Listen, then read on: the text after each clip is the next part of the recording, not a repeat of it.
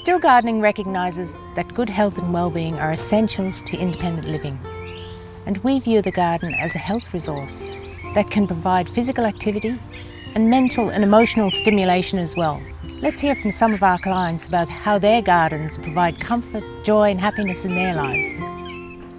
At 82, I find it a very therapeutic way of going about a day when I might feel a little bit down and wondering what to do. Half an hour in the garden, I'm limited in what I can do, but what I do, I just find it uplifts me for the day and I can then go and do other things. You know, it keeps your muscles going with all your bending and with all the digging. Some days you get up and you feel a bit down or whatever, and if you've been out in the garden for a couple of hours, it's amazing how you feel healed. When I came home from hospital, I was not well, and I was horrified at the amount of weeds that had grown in my garden. So I waited for the sun to shine, and then I went out and spent a couple of hours in the sun. Again, the sun was good. I'd had 3 months inside, and weeded say a square metre or yes, and gradually I cleared it. It certainly helped me get better. I love to see the colour and the beauty, and I love being in the sun. It makes me feel good to be sitting outside. The fact that I now have a veggie garden, it just gives me huge feeling of success, and I love being able to give friends, you know, produce from my garden.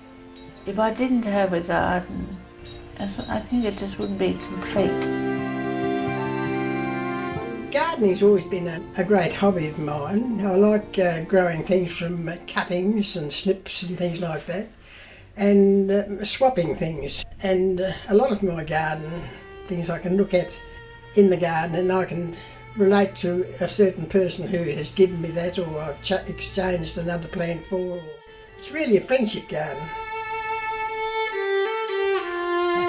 I started gardening a couple of weeks after I was married in 1947. We've been gardening ever since. May had a major bowel cancer operation, and then many years later it flared up again. And she was taken to Calvary Hospital.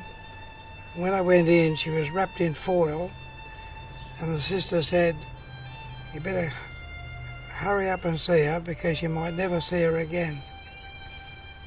And I remember coming away from there, you know, naturally I was terribly upset. I went to Stoneman's on my way home and I bought these 3 roses. Every time I look at those roses there, I remember the life that we have together, you know, was almost at an end, and yet the vitality of the life is still there. May's still got years of life ahead of her.